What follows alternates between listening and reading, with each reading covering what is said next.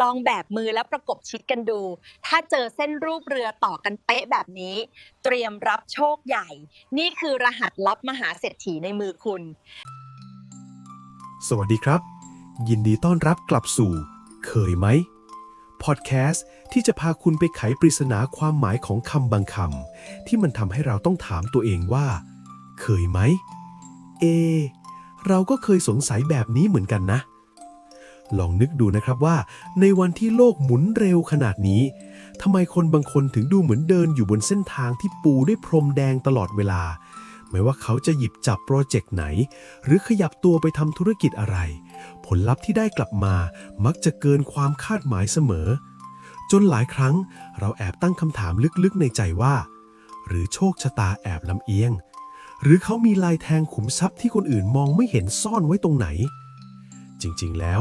รหัสลับเหล่านั้นอาจไม่ได้ซ่อนอยู่ที่อื่นไกลเลยครับแต่มันถูกจารึกไว้บนร่างกายของเราโดยเฉพาะที่ฝ่ามือทั้งสองข้างที่เราใช้งานอยู่ทุกวันนั่นเองวันนี้ผมไม่ได้จะมาพูดเรื่องความเชื่อที่ล่องลอย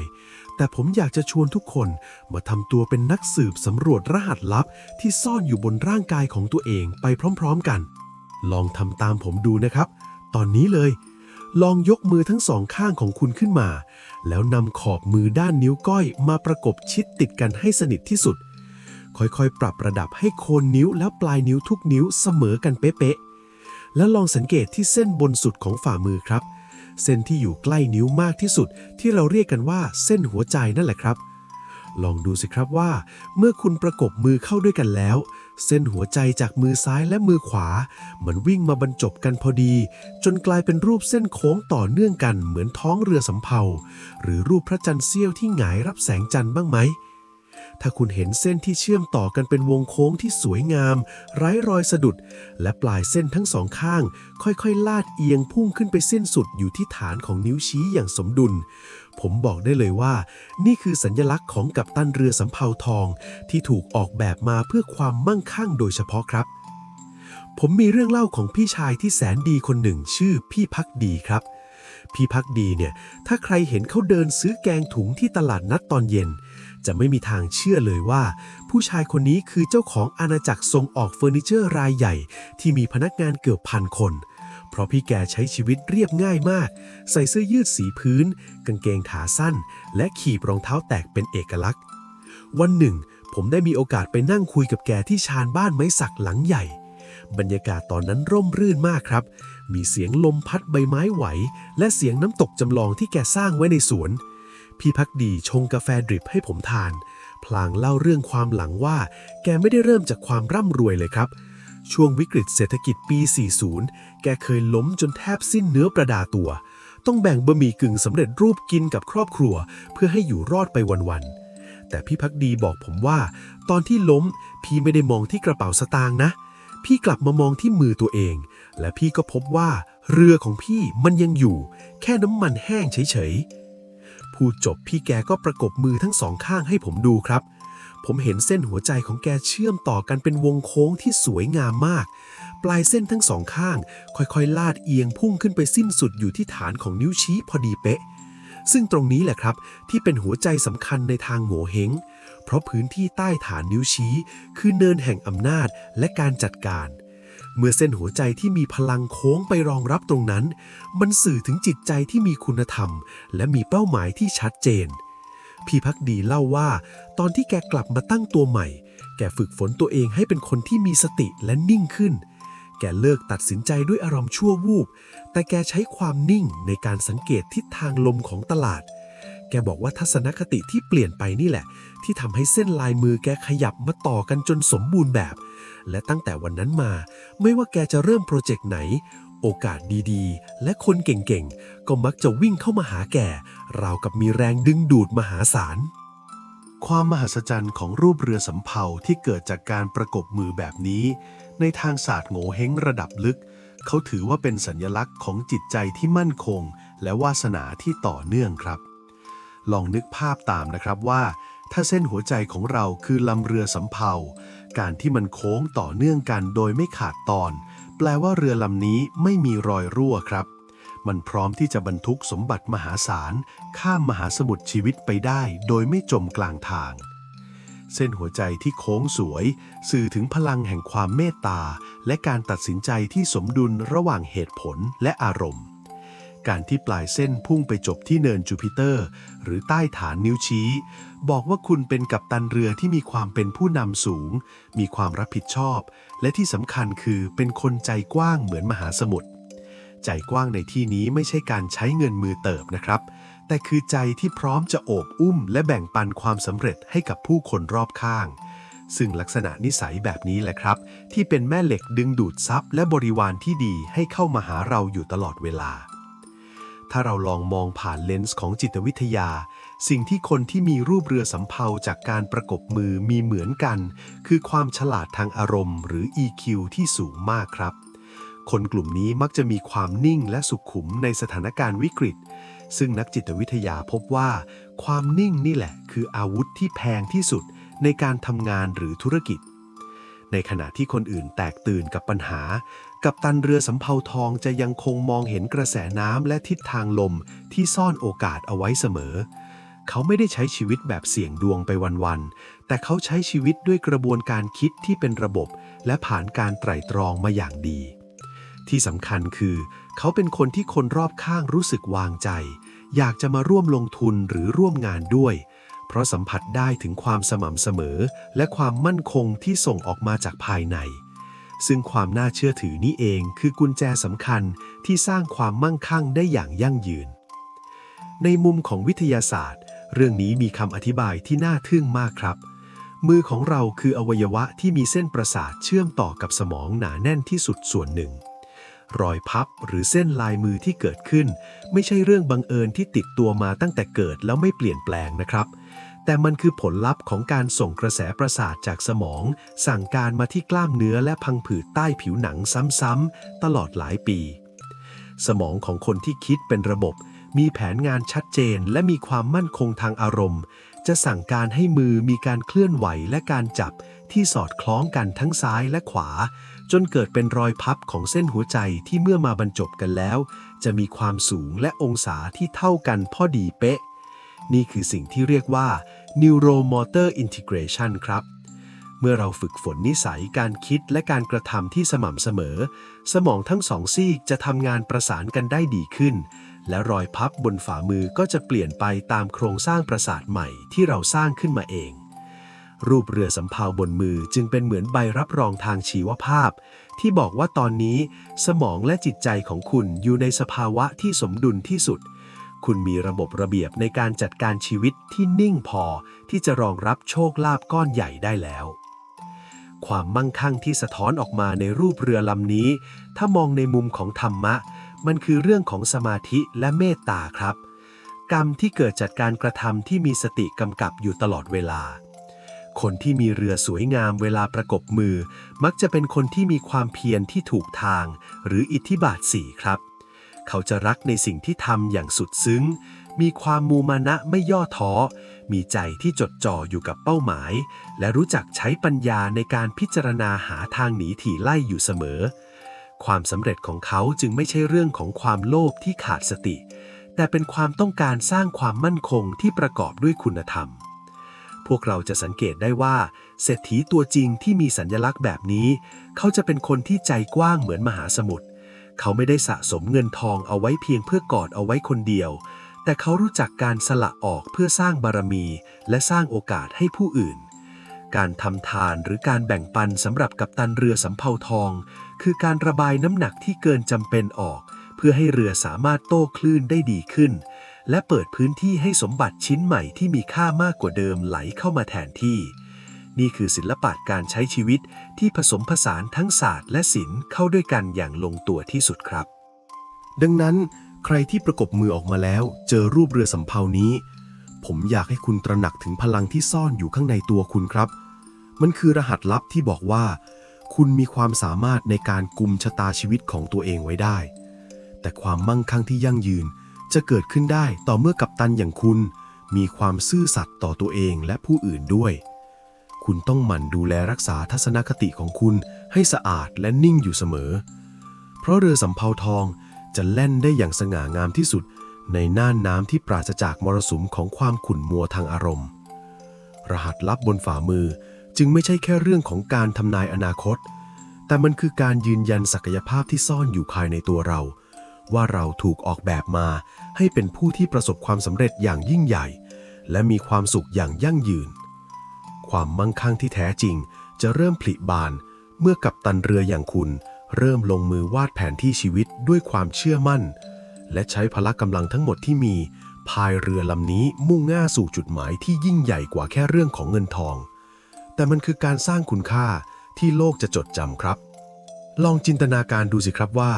เรือสำเภาที่บรรทุกทองคำจนเต็มลำนี้เมื่อแล่นออกจากท่าเรือไปแล้วมันไม่ได้แค่นำความรวยไปให้กัปตันเท่านั้นแต่มันยังนำพาเสบียงนำพาความรู้และนำพาโอกาสไปส่งถึงมือผู้คนในดินแดนต่างๆด้วยนี่คือหัวใจของความโชคดีที่คนมีรูปเรือสำเภาควรระลึกไว้เสมอยิ่งเรือของคุณขยันเดินทางยิ่งเรือของคุณขยันแบ่งปันลายเส้นบนฝ่ามือของคุณก็จะยิ่งลึกและมั่นคงขึ้นเรื่อยๆเพราะธรรมชาติของความมั่งคั่งคือการไหลเวียนครับไม่ใช่การหยุดนิ่งเมื่อไหร่ที่คุณหยุดพายเมื่อไหร่ที่คุณหยุดให้เมื่อนั้นเรือสำเภาก็อาจจะกลายเป็นแค่เรือประดับโชว์ที่ไม่มีพลังงานไหลเวียนความมหัศจรรย์ของร่างกายมนุษย์นั้นล้ำลึกเกินกว่าที่เราจะจินตนาการได้ครับทุกรอยหยักทุกเส้นสายบนมือมันคือไดอารี่ที่บันทึกความพยายามบันทึกความดีและบันทึกทัศนคติของเรามาตลอดชีวิตการที่คุณแบมือออกมาแล้วพบรอยยิ้มของพระจันทร์เสี้ยวหรือท้องเรือสำเภาที่เชื่อมต่อกันมันคือคำชื่นชมจากธรรมชาติที่บอกว่าคุณทำดีแล้วกัปตันหน้าที่ของคุณจากนี้ไปคือการรักษาเรือลำนี้ไว้ให้ดีที่สุดอย่าให้พายุแห่งความประมาทมาทำให้ใบเรือของคุณขาดอย่าให้เกลือแห่งความริษยามาทำให้ตัวเรือผุกร่อนและอย่าให้อีโก้ที่สูงเกินไปมาทำให้เรือของคุณหนักจนจมลงกัปตันเรือสำเภาทองที่แท้จริงจะมีความอ่อนน้อมถ่อมตนครับเขาจะขอบคุณทุกกระแสลมที่พัดมาไม่ว่าจะเป็นลมมรสุมที่ทำให้เขาแข็งแกร่งขึ้นหรือลมสินค้าที่พัดพาความรวยมาให้เขาจะรู้ว่าทุกอย่างมีจังหวะเวลาของมันและหน้าที่ของเขาคือการเตรียมเรือให้พร้อมอยู่เสมอเมื่อไหร่ที่ประตูแห่งโอกาสเปิดออกเรือสำเภาบนมือของคุณจะพุ่งทะยานออกไปได้อย่างรวดเร็วและมั่นคงกว่าคนอื่นหลายเท่าตัวนี่คือความลับที่พี่ภักดีเคยบอกผมไว้และเป็นความลับที่ผมอยากส่งต่อให้เพื่อนๆทุกคนที่กำลังก้มมองมือตัวเองอยู่ในตอนนี้ครับจงเชื่อมั่นในรหัสลับที่ธรรมชาติมอบมาให้เพราะนี่คือจุดเริ่มต้นของการเดินทางที่ยิ่งใหญ่ที่สุดของคุณเรือลำนี้พร้อมแล้วทะเลแห่งโอกาสก็พร้อมแล้วเหลือเพียงกัปตันอย่างคุณที่ต้องเริ่มจับหางเสือและสั่งการให้เรือกางใบรับลมมงคลที่จะพาคุณไปสู่ฝั่งฝันที่สวยงามที่สุดในชีวิตครับความสง่างามของกัปตันเรือสำเภาทองนี้เองที่จะเป็นแรงบันดาลใจให้คนอื่นๆรอบข้างได้เห็นว่าความสำเร็จที่ยิ่งใหญ่และยั่งยืนนั้นไม่ได้ขึ้นอยู่กับโชคชะตาเพียงอย่างเดียวแต่มันเริ่มต้นจากหัวใจที่นิ่งมั่นคงและเปี่ยมด้วยเมตตาซึ่งสะท้อนออกมาเป็นความต่อเนื่องของเส้นลายมือที่งดงามเหนือคำบรรยายนี้เองครับเป้าหมายปลายทางของเรือทองคำลำนี้ไม่ใช่แค่การสะสมตัวเลขในบัญชีให้เพิ่มขึ้นไปเรื่อยๆโดยไร้จุดหมายแต่มันคือการเดินทางไปสู่ความสำเร็จที่กินใจและยั่งยืนการมองข้ามแค่เรื่องเงินทองไปสู่ความสุขที่แท้จริงคือศิลปะขั้นสูงสุดของการเป็นกัปตันชีวิตกัปตันเรือหลายคนอาจจะรวยมหาศาลแต่กลับรู้สึกโดดเดี่ยวและว่างเปล่ากลางมหาสมุทรเพราะเขามัวแต่สนใจแค่จำนวนทองคำที่บรรทุกมาแต่กัปตันเรือสำเภาทองที่แท้จริงเขาจะรู้ว่าจุดหมายปลายทางที่ยิ่งใหญ่ที่สุดคือการทำให้ทุกวันที่ล่องเรือมีความหมายมีความสุขและมีคุณค่าต่อโลกใบนี้ครับในแง่ของการพัฒนาตัวเองการตั้งเป้าหมายแบบ purpose driven หรือเป้าหมายที่มีคุณค่าทางใจเป็นตัวนำจะทำให้เส้นวาสนาและเส้นหัวใจของคุณไม่ได้หยุดอยู่ที่คำว่ารวยแต่มันจะนำพาคุณไปสู่ความสำเร็จระดับตำนานลองสังเกตดูนะครับว่าเมื่อเราทำงานด้วยความรักและมีเป้าหมายเพื่อช่วยเหลือผู้อื่นสมองของเราจะเข้าสู่สภาวะที่เรียกว่า flow state ซึ่งเป็นสภาวะที่ศักยภาพของมนุษย์ถูกดึงออกมาใช้ได้อย่างสูงสุด ในสภาวะนี้เส้นลายมือจะยิ่งคมชัดและเป็นระเบียบเพราะสมองทำงานเป็นหนึ่งเดียวกับร่างกายอย่างสมบูรณ์แบบจิตวิทยาของความสุขบอกเราว่าความพึงพอใจในชีวิตขั้นสูงสุดหรือ self actualization จะเกิดขึ้นเมื่อเราได้ใช้ความสามารถที่ธรรมชาติให้มาอย่างเต็มที่เพื่อเป้าหมายที่ยิ่งใหญ่กว่าตัวเองซึ่งรูปเรือสำเภาบนมือของคุณคือเครื่องหมายยืนยันว่าคุณได้รับพรสวรรค์นั้นมาแล้วหน้าที่ของคุณคือการนำมันออกมาใช้ให้ถูกทิศทางครับถ้ามองในมุมของธรรมะชั้นสูงการมีสมบัติเต็มลำเรือนั้นเป็นเรื่องดีแต่ความสามารถในการสละออกหรือจาคะคือสิ่งที่ทำให้กัปตันเรือกลายเป็นที่รักและได้รับความเคารพอย่างแท้จริงการสละออกไม่ได้ทำให้เราจนลงนะครับแต่มันคือการทำให้เรือเบาขึ้นเพื่อให้สามารถข้ามพ้นคลื่นยักษ์แห่งกิเลสไปได้และที่สำคัญคือมันเปิดพื้นที่ให้สิ่งใหม่ๆที่มีค่ามากกว่าเงินทองเช่นความสงบในใจมิตรภาพที่ซื่อสัตย์และความภาคภูมิใจในตัวเองได้ไหลเข้ามาแทนที่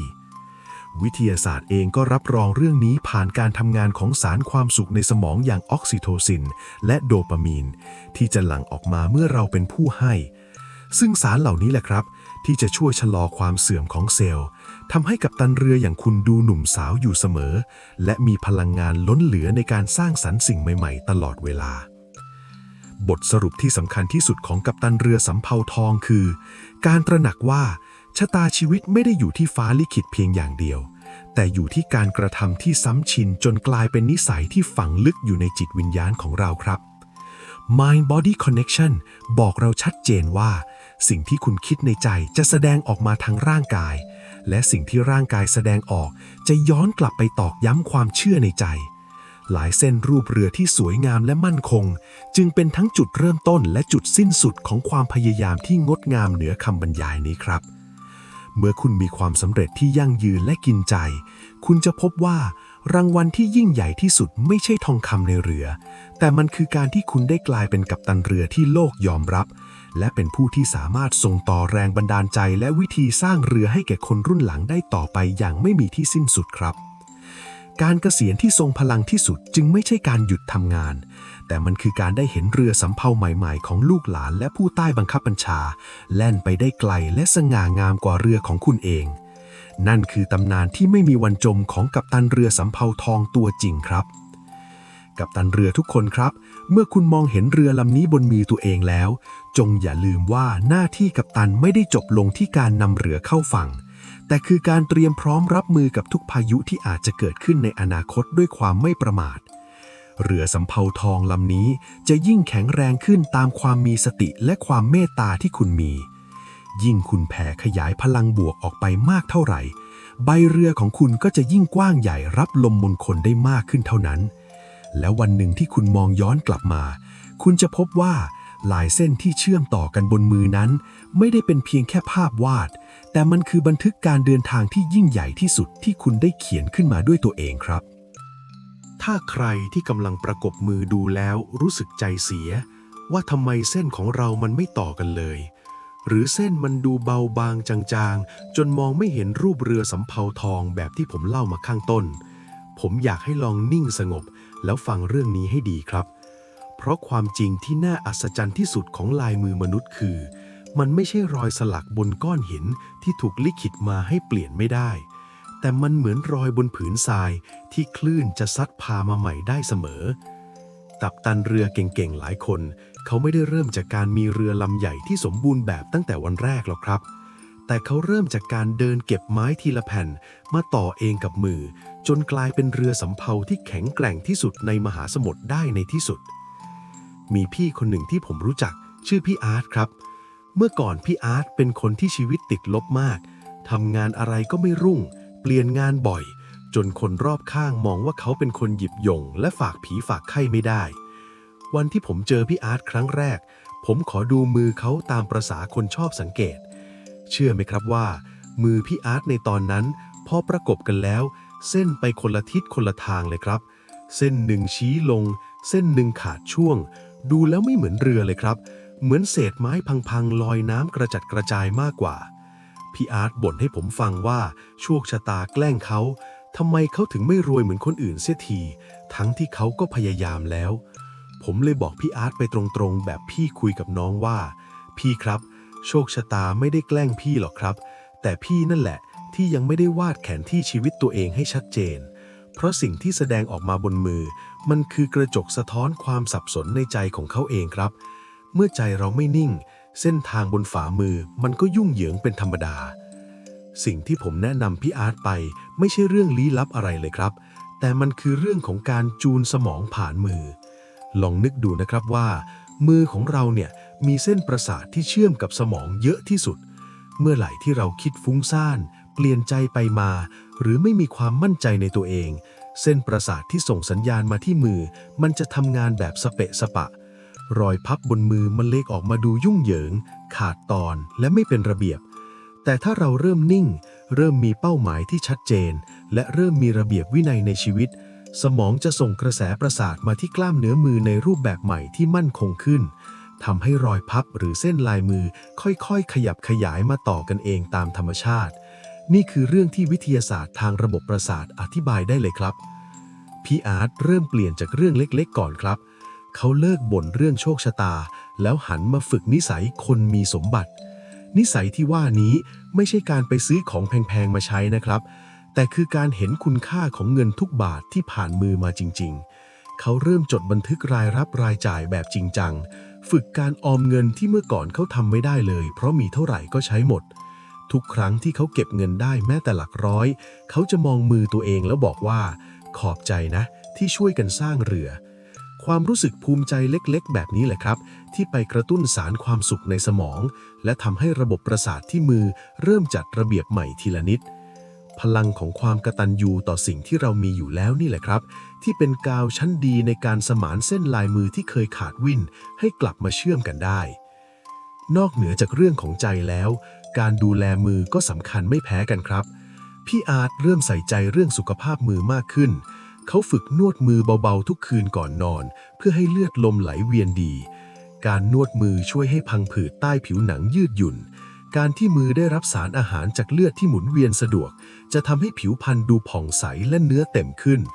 เมื่อเนื้อมือเต็มและนุ่มนวลเส้นลายมือที่เคยขาดช่วงก็จะเริ่มถูกแรงดันของเนื้อเยื่อผลักให้มาต่อกันได้ง่ายขึ้นเหมือนเวลาเราเติมน้ำลงในบ่อที่แห้งขอดจนดินแตกระแหงนั่นแหละครับพอน้ำเริ่มเต็มพื้นดินก็สมานตัวและอะไรๆมันก็ดูมีชีวิตชีวาขึ้นมาเองพี่อาร์ตทำแบบนี้ต่อเนื่องเป็นปีๆโดยไม่ย่อท้อเลยครับเขาไม่ได้มองว่ามันเป็นแค่การนวดมือแต่มันคือการซ่อมเรือของเขาในทุกๆวันผ่านไปประมาณ2 ปีพี่อาร์ตกลับมาเจอผมอีกครั้งด้วยใบหน้าที่เปลี่ยนไปเป็นคนละคนเลยครับเขาดูนิ่งขึ้นมั่นคงขึ้นและที่สำคัญคือเขากลายเป็นเจ้าของธุรกิจเล็กๆที่กำลังเติบโตอย่างรวดเร็วพอเขาลองประกบมือให้ผมดูผมนี่ขนลุกสู้เลยครับเส้นหัวใจที่เคยอยู่คนละระดับในวันนั้นมันขยับขยายมาชนกันจนมองเห็นเป็นลำเรือที่ชัดเจนมากแม้มันจะยังไม่หนาเท่าคนที่มีมาแต่เกิดแต่มันคือเรือที่เขาต่อขึ้นมาเองด้วยวินัยและความเชื่อมั่นพี่อาร์ตบอกผมว่าตอนแรกพี่ก็ไม่เชื่อหรอกว่าแค่เปลี่ยนนิสัยลายมือจะเปลี่ยนได้แต่พอทำเขาจริงๆพี่ถึงได้รู้ว่ามือนี่แหละคือกระจกเงาของความคิดเราในเชิงจิตวิทยาสิ่งที่พี่อาร์ตทำคือการสร้าง self-efficacy หรือความเชื่อมั่นในความสามารถของตัวเองครับเมื่อเราเชื่อว่าเราทำได้สมองจะเริ่มเปิดรับโอกาสใหม่ๆที่เคยผ่านหน้าเราไปโดยที่เราไม่เคยมองเห็นคนที่มีเส้นไม่เชื่อมกันส่วนใหญ่มักจะมีความลังเลใจลึกๆหรือมีความกลัวที่ซ่อนอยู่ข้างในการแก้ที่ต้นเหตุคือการฝึกการตัดสินใจที่เด็ดขาดฝึกเป็นคนพูดคำไหนคำนั้นเพราะคำพูดและการกระทำที่มั่นคงจะส่งผลต่อความตึงของกล้ามเนื้อและพังผืดใต้ผิวหนังจนทำให้เส้นลายมือดูหนักแน่นขึ้นมาได้จริงๆเมื่อคุณหยุดลังเล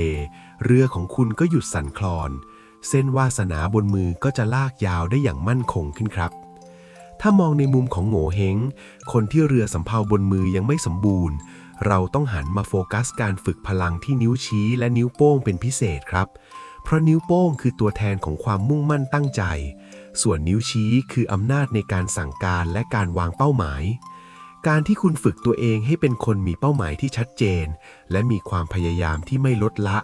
จะส่งแรงกระตุ้นให้เส้นหัวใจเริ่มโค้งพุ่งไปสู่เป้าหมายนั่นเองโดยอัตโนมัติเพื่อนๆอย่าไปกังวลนะครับว่าวันนี้เส้นยังไม่สวยเพราะความสวยงามที่แท้จริงของกัปตันเรือไม่ใช่ความเรียบเนียนแต่มันคือร่องรอยของการฝ่าฟันมรสุมต่างหากเส้นที่เกิดจากการสร้างด้วยตัวเองมักจะนำพาวาสนาที่ยั่งยืนและแข็งแกร่งกว่าเส้นที่ได้มาง่ายๆเพราะคุณจะรู้วิธีการควบคุมเรือลำนี้ไม่ให้ล่มในยามที่พายุเข้าจริงๆการสร้างเส้นวาสนาใหม่ยังรวมไปถึงการฝึกการให้ด้วยครับฟังดูอาจจะย้อนแย้งว่ายังไม่รวยแล้วจะให้ได้ยังไงการให้ในที่นี้คือการให้ความช่วยเหลือให้กำลังใจหรือแบ่งปันความรู้เล็กๆน้อยๆแก่คนรอบข้างครับในทางพลังงานการที่เราเป็นผู้ให้จะทำให้ใจเราขยายออกไม่บีบคั้นหรือรู้สึกขาดแคลนเมื่อใจเรากว้างเหมือนมหาสมุทรเส้นหัวใจก็จะโค้งมนสวยงามรับกับความกว้างของใจเราเองครับคนที่ขี้เหนียวหรือคิดแต่จะเอาฝ่ายเดียวเส้นลายมือมักจะยุ่งเหยิงหรือดูหดเกรงเพราะใจมันบีบตัวอยู่ตลอดเวลาทำให้เส้นประสาทเครียดและดึงรั้งผิวหนังจนเส้นเสียรูปดังนั้นการฝึกใจให้กว้างจึงเป็นเคล็ดลับที่ทำให้รูปเรือสำเภาบนมือดูสง่างามที่สุดครับเรื่องของธรรมะเองก็ช่วยได้เยอะเลยครับการมีสติอยู่กับปัจจุบันจะทำให้มือเราไม่สั่นคลอนและตัดสินใจได้แม่นยำเส้นลายมือที่เกิดจากสมาธิจะดูเรียบเนียนและไม่มีเส้นตัดขวางยิบย่อยเยอะจนเกินไปลองฝึกดูลมหายใจสั้นๆระหว่างวันหรือฝึกใจให้นิ่งเวลาเจอปัญหาดูครับความนิ่งนี่แหละคือหางเสือเรือที่จะช่วยให้ลายเส้นบนมือคุณค่อยๆจัดระเบียบตัวเองใหม่ธรรมชาติเขาออกแบบมาให้ร่างกายเปลี่ยนตามจิตใจอยู่แล้วครับถ้าใจคุณเริ่มมีความคิดแบบมหาเศรษฐีที่รู้จักพอและรู้จักแบ่งปันมือคุณก็จะเริ่มเปลี่ยนตามในไม่ช้าความสุขที่เกิดจากความนิ่งสงบจะช่วยสมานรอยแยกบนฝ่ามือให้กลับมาสวยงามได้อย่างเหลือเชื่อครับผมอยากให้เพื่อนๆที่กำลังแบมือดูอยู่ตอนนี้มองว่าเส้นที่เห็นอยู่นั้นคือพิมพ์เขียวที่ยังแก้ไขได้ครับถ้าวันนี้มันดูเหมือนเรือรั่วหรือเรือเอียงก็แค่เริ่มต้นอุดรอยรั่วด้วยการปรับนิสัยและทัศนคติของตัวเองใหม่การเปลี่ยนจากคนที่ไม่มีวาสนาให้กลายเป็นคนมีวาสนามันไม่ใช่ปาฏิหาริย์ที่ใครจะประทานให้ได้แต่มันคืองานฝีมือที่คุณต้องทำด้วยตัวเองทุกความดีที่คุณทำทุกวินัยที่คุณสร้างคือการขีดเส้นวาสนาเส้นใหม่ลงบนฝ่ามือคุณเองทั้งนั้นเมื่อคุณเริ่มเปลี่ยนที่ข้างในพลังงานรอบตัวคุณจะเปลี่ยนตามครับคุณจะเริ่มดึงดูดคนที่หวังดีเข้ามาหาคุณจะเริ่มเห็นช่องทางการทำมาหากินที่ไม่เคยเห็นนี่ไม่ใช่เรื่องมูเตลูนะแต่มันคือทฤษฎีแรงดึงดูดของความสม่ำเสมอกัปตันเรือที่เก่งเขาไม่ได้รอให้ลมพัดมาหาแต่เขาเรียนรู้วิธีการปรับใบเรือให้เข้ากับลมที่พัดอยู่เมื่อคุณเริ่มปรับใบเรือหรือนิสัยของคุณเองลายเส้นรูปเรือบนมือก็จะเริ่มกางออกเพื่อรับโชคลาภที่กำลังจะเข้ามาเองครับการเดินทางเพื่อสร้างเส้นวาสนาใหม่นี้อาจจะไม่ได้เห็นผลใน3 วัน 7 วันแต่มันจะเห็นผลที่ความรู้สึกข้างในก่อนครับคุณจะรู้สึกมั่นใจขึ้นนิ่งขึ้นและมีความสุขง่ายขึ้นเมื่อข้างในคุณเปลี่ยนสีหน้าและสีมือคุณจะเปลี่ยนตามความผ่องใสจะเริ่มปรากฏขึ้นบนฝ่ามือซึ่งนั่นเป็นสัญญาณบอกว่าเรือลำใหม่ของคุณพร้อมที่จะออกเดินทางไปรับสมบัติมหาศาลแล้วครับจงภูมิใจในมือคู่นี้ที่กำลังต่อเรือแห่งอนาคตด้วยความเพียรพยายามที่งดงามที่สุดกัปตันชีวิตทุกคนครับอย่าลืมว่าความลับของการมีวาสนาดีไม่ได้อยู่ที่การมีต้นทุนสูงแต่อยู่ที่การรู้วิธีบริหารทุนที่ตัวเองมีให้งอกเงยแม้จะเริ่มจากไม้เพียงไม่กี่แผ่นแต่ถ้าคุณมีความตั้งใจจริงเรือสำเภาทองลำที่สวยที่สุดก็จะปรากฏขึ้นบนมือคุณในที่สุดและวันนั้นคุณจะขอบคุณตัวเองที่คุณไม่ได้ยอมแพ้ต่อโชคชะตาแต่กลับลุกขึ้นมาเป็นกัปตันที่สร้างตำนานของตัวเองได้สำเร็จครับ นอกจากเรื่องของลายเส้นที่ค่อยๆก่อตัวขึ้นมาเป็นรูปเรือแล้ว สิ่งที่หลายคนมักจะมองข้ามไปก็คือ น้ำที่จะมาหนุนให้เรือลำนี้แล่นไปได้ไกลครับ เพราะต่อให้คุณมีเรือสำเภาที่สวยงามและแข็งแรงที่สุด แต่ถ้าเรือลำนั้นตั้งอยู่บนดินที่แห้งกร้านหรือหนองน้ำที่ตื้นเขิน เรือลำนั้นก็คงไปไหนไม่ได้ไกล ความมั่งคั่งวาสนาในมุมของศาสตร์ตะวันออกจึงไม่ได้ดูแค่เส้นเพียงอย่างเดียว แต่เขาให้ความสำคัญกับเนื้อฝ่ามือและพลังงานของน้ำที่สื่อออกมาผ่านสัมผัสของมือนั่นเองครับ ลักษณะของเนื้อมือเปรียบเสมือนท้องน้ำที่กว้างใหญ่ มือที่อิ่มเอิบมีเนื้อนุ่มนวลและดูชุ่มชื้นคือตัวบ่งบอกว่าคุณมีทุนสำรองของวาสนาที่พร้อมจะผลักดันเรือลำนี้ให้พุ่งไปข้างหน้าได้อย่างรวดเร็ว ในขณะที่มือที่ผอมบางเห็นกระดูกชัดเจนหรือผิวหนังที่หยาบกระด้างอาจจะบอกถึงช่วงเวลาที่คุณต้องใช้ความพยายามที่มากกว่าคนอื่นเพื่อสร้างน้ำมาหนุนเรือลำนี้การทำความเข้าใจเรื่องความเชื่อมโยงระหว่างเนื้อมือกับรูปเรือสำเภาจะช่วยให้คุณเห็นภาพรวมของโชคลาภที่ลึกซึ้งยิ่งขึ้นว่าทำไมคนบางคนถึงดูเหมือนจะรวยได้ง่ายกว่าแล้วเราจะปรับเปลี่ยนคุณภาพของมือนั้นได้อย่างไรเพื่อให้วาสนาไหลเวียนได้ดีขึ้นครับในทางสรีรวิทยามือที่นุ่มและอิ่มแปลว่าระบบไหลเวียนเลือดดีมากสารอาหารเข้าถึงปลายนิ้วระบบประสาทผ่อนคลายไม่เครียดเขม็งคนที่มือเครียดแข็งตลอดเวลามักจะแบกรับความกังวลจนระบบในร่างกายตึงเครียดตามไปด้วยเมื่อน้ำหรือเลือดและพลังงานเดินสะดวกเรือหรือลายมือรูปเรือก็แล่นฉิวครับการสำรวจลึกลงไปในเนื้อมือและเนินดินต่างๆบนฝ่ามือคือการตรวจเช็คสภาพแวดล้อมที่เรือของคุณกำลังทำงานอยู่ซึ่งรายละเอียดเหล่านี้แหละครับที่จะทำให้คุณเข้าใจว่านอกจากความเพียรพยายามแล้วเรายังต้องรู้วิธีการปรับปรุงพลังงานชีวิตให้สมดุลด้วยเพื่อให้เรือสำเภาทองบนมือของคุณไม่ได้แค่ตั้งโชว์ไว้สวยๆแต่สามารถแล่นไปรับสมบัติมหาศาลมาเติมเต็มชีวิตคุณได้อย่างแท้จริงครับถ้าเราจะเจาะลึกเรื่องน้ำหนุนเรือเราต้องมองไปที่เนินดินบนฝ่ามือครับเพื่อนๆลองสังเกตเนินที่อยู่ใต้โคนนิ้วโป้งหรือเนินสุกและเนินที่อยู่ฝั่งตรงข้ามใต้โคนนิ้วก้อยลงมาหรือเนินจันทร์ดูนะครับเนินสุกเปรียบเสมือนถังพลังงานสำรองถ้าเนินนี้อิ่มเต็มมีเนื้อนุ่มนวลสีชมพูระเรื่อแปลว่าเรือของคุณมีเชื้อเพลิงมหาศาลมีความกระตือรือร้นและพลังชีวิตสูงส่วนเนินจันทร์คือเนินแห่งจินตนาการและการอย่างรู้ถ้าเนินนี้เด่นอิ่มแปลว่าน้ำในมหาสมุทรของคุณกว้างขวางเรือสำเภาลำนี้จะเดินทางไปได้ทั่วโลกมีโอกาสใหม่ๆและมีคนคอยสนับสนุนอยู่เสมอถ้าเนินเหล่านี้แฟบหรือแบนราบแม้เรือจะสวยแต่คุณจะรู้สึกเหนื่อยง่ายเหมือนเรือที่ต้องคอยพายบนโคลนตมครับวิธีการเติมน้ำให้เนินเหล่านี้ก็คือการกลับมาดูแลสมดุลชีวิตนั่นเองครับไม่ใช่แค่ทำงานหนักอย่างเดียวแต่ต้องรู้จักพักผ่อนเพื่อให้พลังงานหยินหรือน้ำในร่างกายได้สะสมตัวบ้างกัปตันเรือที่เก่งต้องรู้ว่าเมื่อไหร่ควรเร่งเครื่องและเมื่อไหร่ควรทอดสมอรอคอยให้น้ำขึ้นอีกจุดหนึ่งที่กัปตันเรือชีวิตต้องสังเกตคือสีของฝ่ามือครับ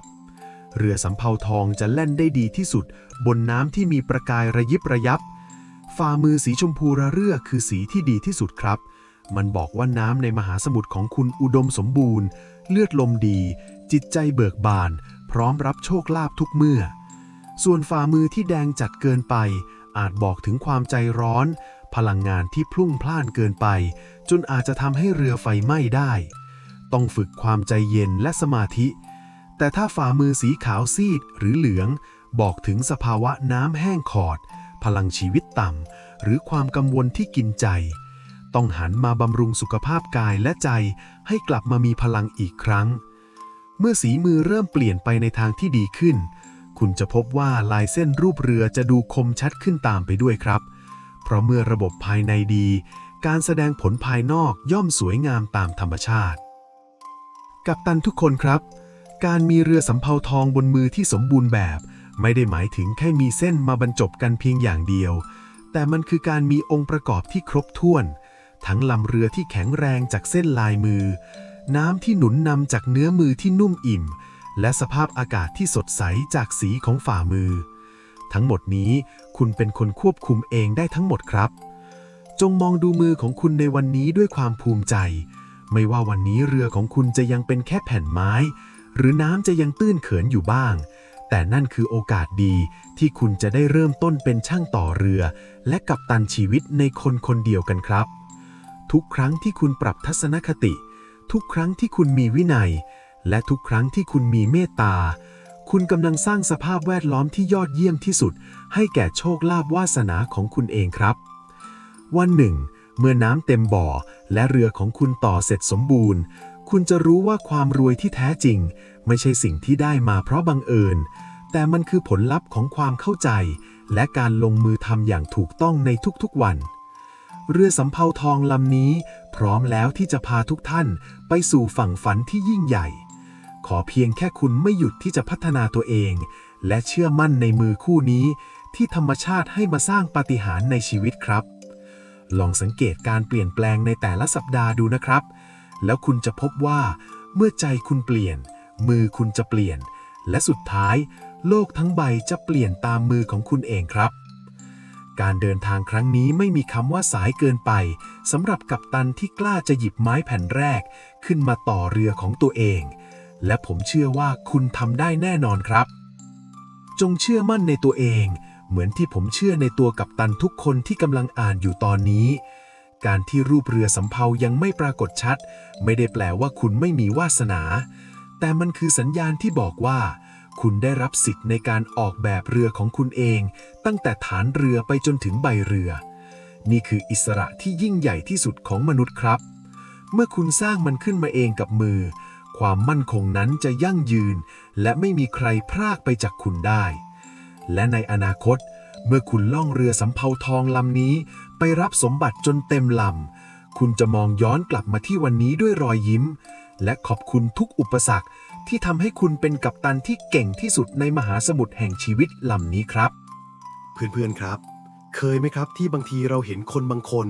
เขาก็มีรูปเรือสำเภาทองบนมือเหมือนที่เราคุยกันเป๊ะเลยนะประกบมือออกมานี่ท้องเรือโค้งสวยเชียวแต่ทำไมชีวิตเขายังลุ่มๆดอนๆหรือบางคนรวยอยู่ดีๆวันดีคืนดีธุรกิจก็พังคลื่นลงมาเหมือนเรือโดนพายุซัดจนอับปางเรื่องนี้แหละครับที่ผมอยากจะชวนทุกคนมาคุยกันในวันนี้เพราะกัปตันเรือที่เก่งจริงๆเขาไม่ได้แค่รู้วิธีต่อเรือหรือวิธีหาน้ำมาหนุนเรือเท่านั้นนะครับแต่เขาต้องรู้จักหินโสโครกหรือพวกเส้นตัดยุ่งเหยิงที่ชอบโผล่มาขวางทางเรือบนฝ่ามือเราด้วยพาร์ทนี้ผมจะพาทุกคนไปดูว่าไอ้พวกรอยตำหนิบนมือเนี่ยมันบอกนิสัยอะไรที่ทำให้เรารวยไม่สุดหรือรวยแล้วรักษาไว้ไม่ได้ลองหลับตาแล้วจินตนาการตามผมนะครับว่าเรือสำเภาลำงามที่เราอุตสาห์ต่อมาอย่างดีทาสีทองอารามมีน้ำหนุนเต็มเปี่ยมแต่ถ้ากัปตันเรือตาไม่ดีมองไม่เห็นโขดหินที่ซ่อนอยู่ใต้ผิวน้ำหรือประมาทจนขับเรือไปเบียดกับหินโสโครกเข้ารอยร้าวเล็กๆเหล่านั้นแหละครับที่จะทำให้น้ำค่อยๆซึมเข้าเรือจนสุดท้ายก็จมลงไปอย่างน่าเสียดายลายมือของเราก็ทำหน้าที่เป็นเซ็นเซอร์คอยเตือนเราแบบนั้นแหละครับผมมีเรื่องเล่าของพี่คนหนึ่งชื่อพี่ชัยครับพี่ชัยเนี่ยเมื่อก่อนคือไอดอลของเด็กวัยรุ่นสร้างตัวเลยนะแกทำธุรกิจอสังหาริมทรัพย์ตั้งแต่อายุยังน้อยชนิดที่ว่าเพื่อนรุ่นเดียวกันยังเรียนไม่จบแต่พี่ชัยแกมีเงินเก็บเป็น10 ล้านแล้วแบมือออกมานี่เรือสำเภาลำใหญ่เบ้อเริ่มเทิ่มเลยครับ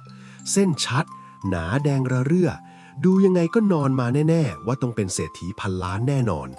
ใครเห็นใครก็ทายว่าพี่คนนี้วาสนาสูงส่งจริงๆแต่เชื่อไหมครับว่าพอแกเริ่มรวยพี่ชัยแกเริ่มเปลี่ยนไปครับ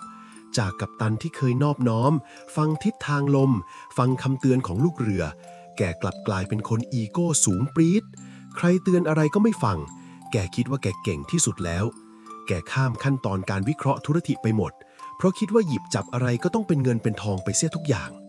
แกเริ่มเอาเงินไปลงทุนแบบเสี่ยงๆในสิ่งที่แกไม่ถนัดเพียงเพราะความโลภมันบังตาวันที่แกมาหาผมตอนที่ธุรกิจเริ่มมีปัญหาหนักๆผมขอดูมือแกอีกรอบ ผมถึงกับอึ้งเลยครับเพราะท้องเรือที่เคยสวยและเนียนกริบของแกเนี่ยมันมีเส้นตัดฝอยๆโผล่มาเต็มไปหมดเหมือนลำเรือโดนใครเอาตะปูไปขูดจนเยินไปทั้งลำแถมยังมีจุดดำเล็กๆโผล่มากลางเส้นเหมือนมีรอยรั่วที่ก้นเรือจริงๆพี่ชัยถามผมด้วยน้ำเสียงสั่นๆว่าเฮ้ทำไมลายมือพี่มันเปลี่ยนไปขนาดนี้ผมเลยบอกพี่กันไปตรงๆแบบพี่น้องว่าพี่ครับเรือพี่น่ะลำใหญ่จริงแต่พี่ปล่อยให้อีโก้กับความประมาทมันกัดกร่อนเรือพี่จนพรุนไปหมดแล้ว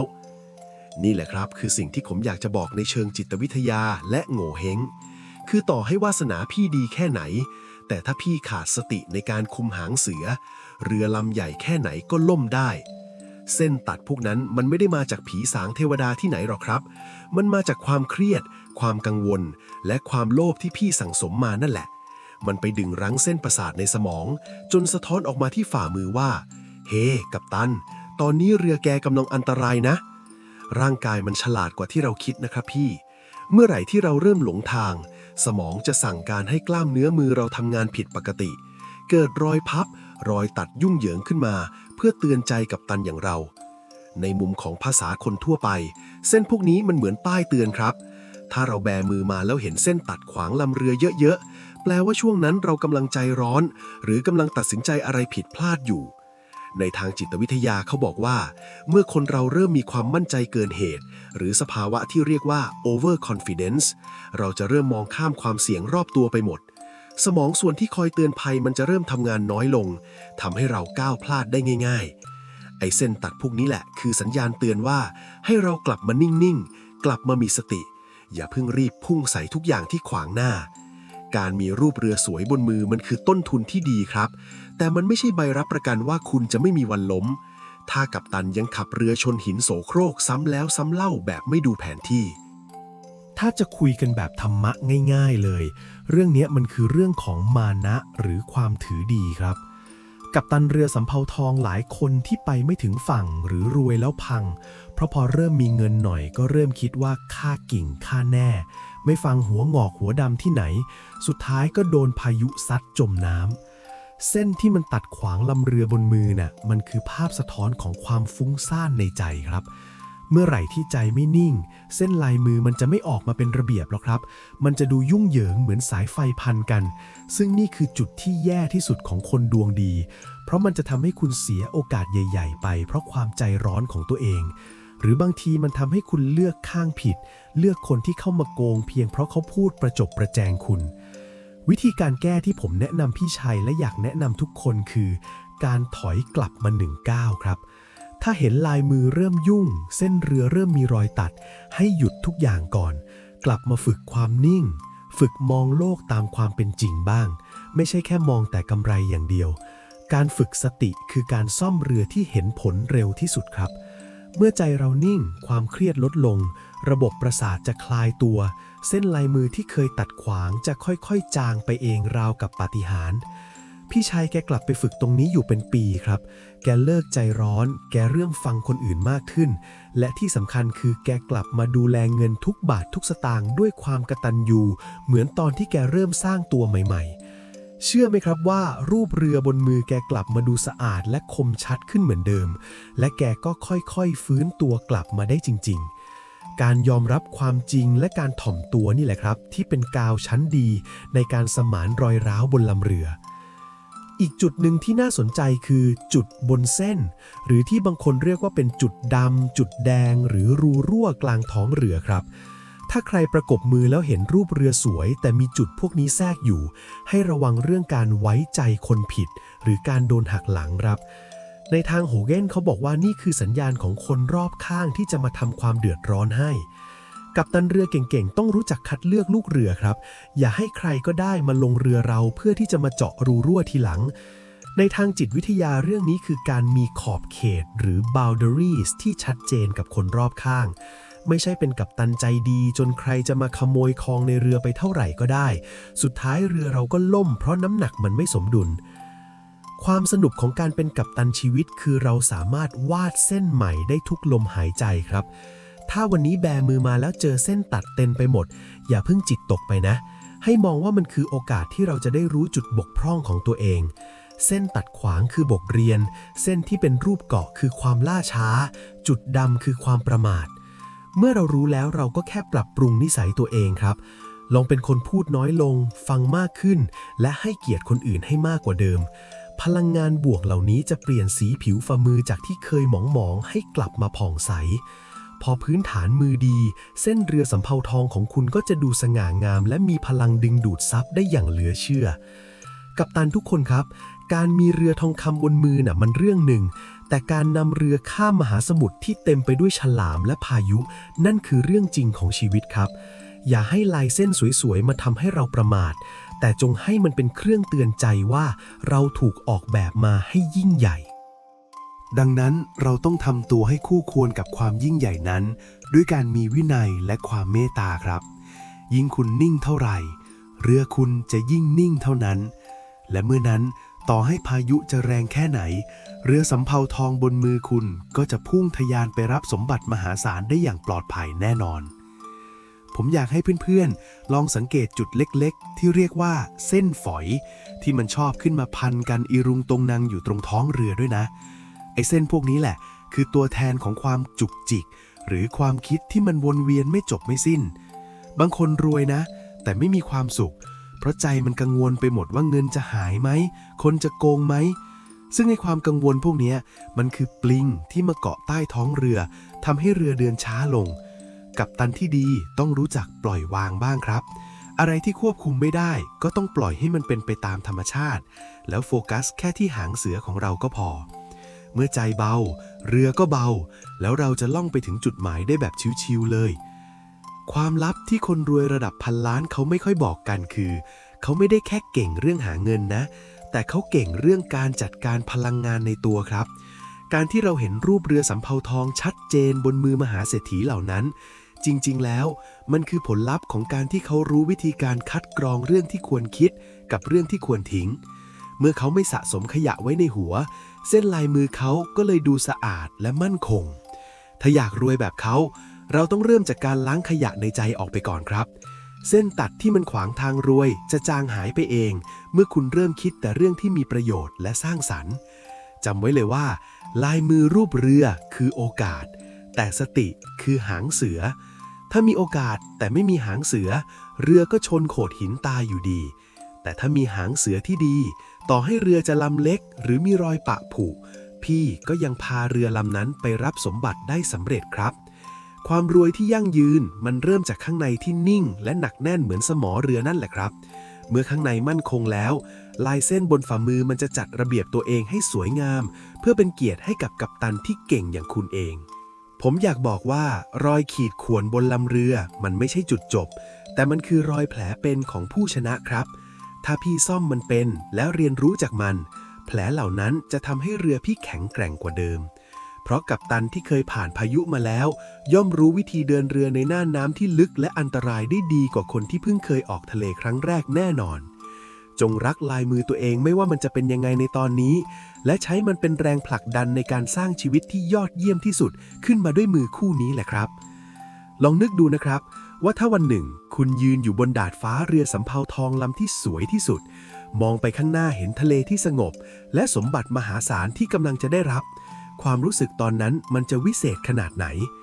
วันที่คุณภูมิใจว่าคุณได้อุดรอยรั่วทุกจุดซ่อมแซมทุกรอยขีดข่วนและนำเรือลำนี้ผ่านมรสุมมาได้ตัวเองทั้งหมดวันนั้นแหละครับที่คุณจะเข้าใจคำว่าวาสนาที่แท้จริง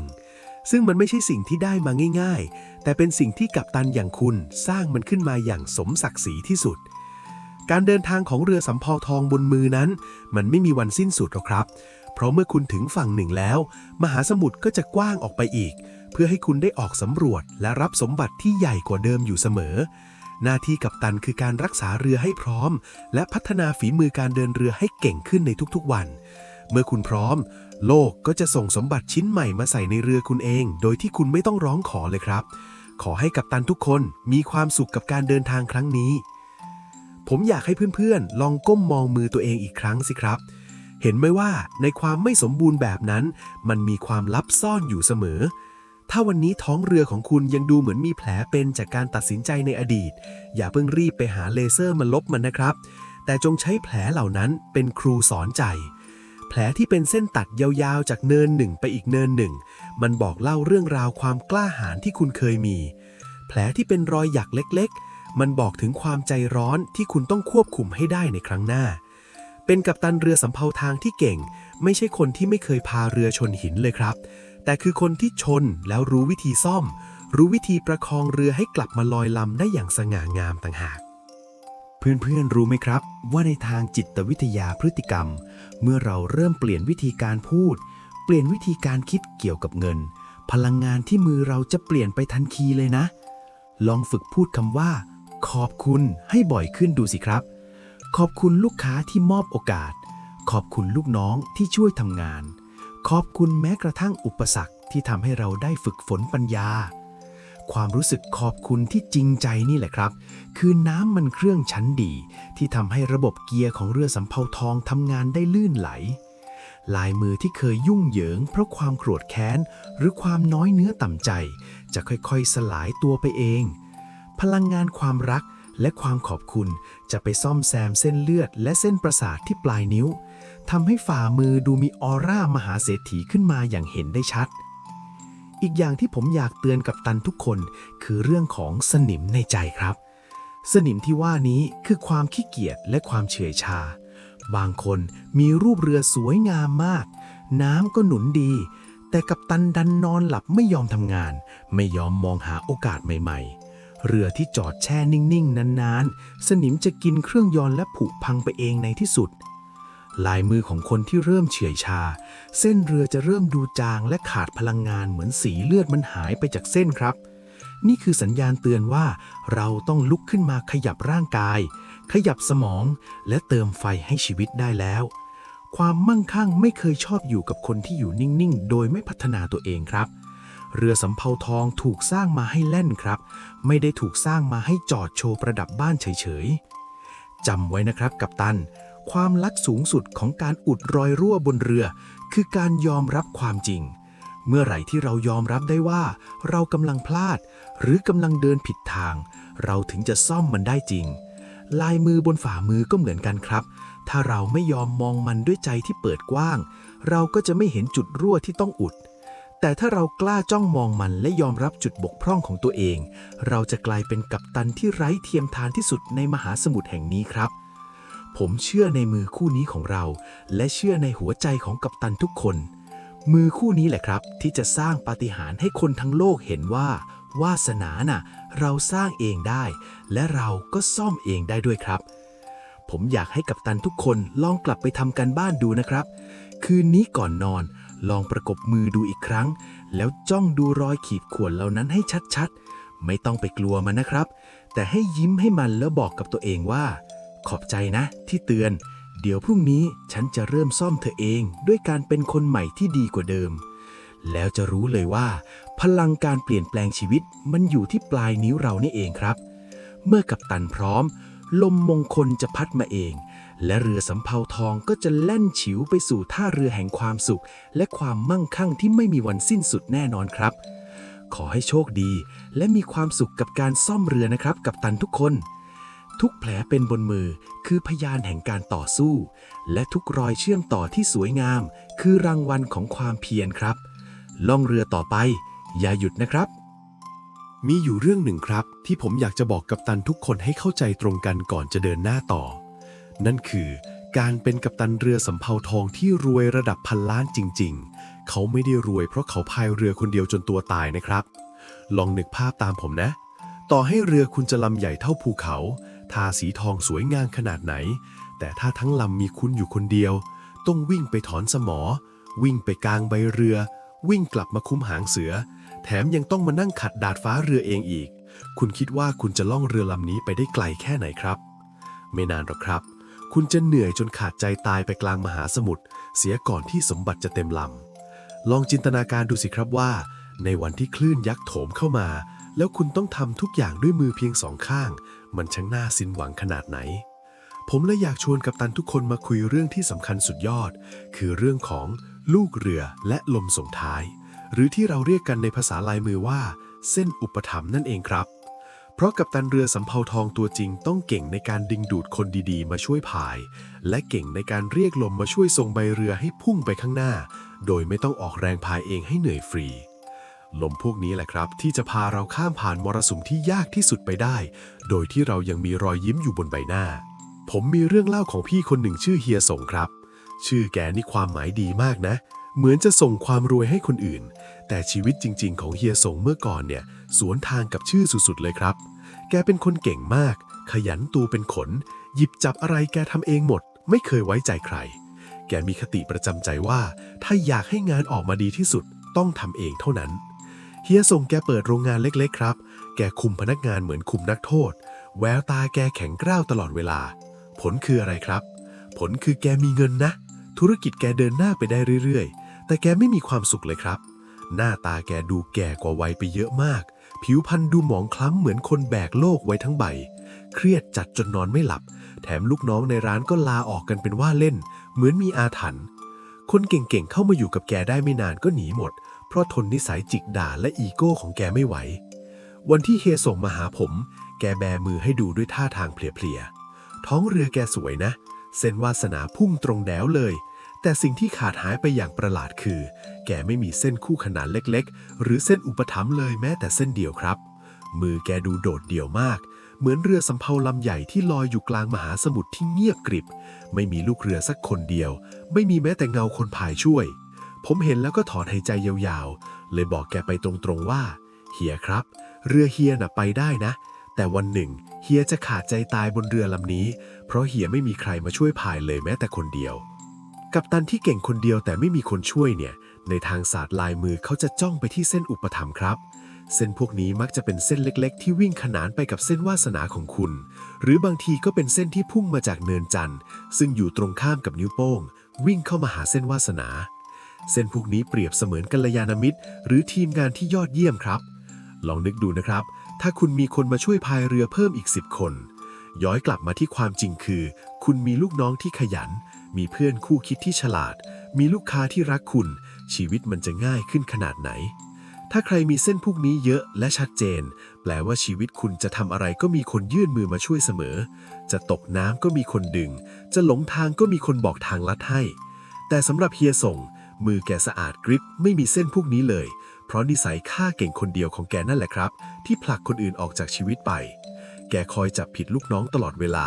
แกไม่เคยให้เกียรติคนทำงานและแกคิดว่าแกคือศูนย์กลางของโลกใบนี้นี่แหละครับคือจุดที่ผมต้องชวนแกมาคุยเรื่องจิตวิทยาการซื้อใจคนเพราะการที่เราจะมีคนมาคอยช่วยเหลือหรืออุปถัมภ์เนี่ยมันไม่ได้เกิดจากฟลุกหรือโชคช่วยนะครับแต่มันเกิดจากพลังงานที่เราส่งออกไปให้คนอื่นก่อนถ้าคุณส่งพลังงานของความระแวงความขี้งกหรืออีโก้ที่สูงเสียดท้องออกไปคนรอบข้างเขาสัมผัสได้นะครับแล้วใครเขาอยากจะมาลงเรือลำเดียวกับคนที่จ้องจะด่าเขาตลอดเวลาล่ะผมบอกเฮียส่งว่าเฮียลองเปลี่ยนใหม่นะลองใช้หลักธรรมะง่ายๆที่เราคุ้นหูกันดีอย่างสังคหาวัตถุสีมาปรับใช้ดูข้อแรกเลยคือการให้หรือทานครับไม่ได้หมายถึงแค่เงินนะแต่คือการให้อภัยและให้โอกาสคนผิดนิดผิดหน่อยก็สอนกันไปไม่ใช่ตะคอกใส่ข้อ2คือปิยวาจาพูดจาดีๆให้กำลังใจลูกน้องบ้าง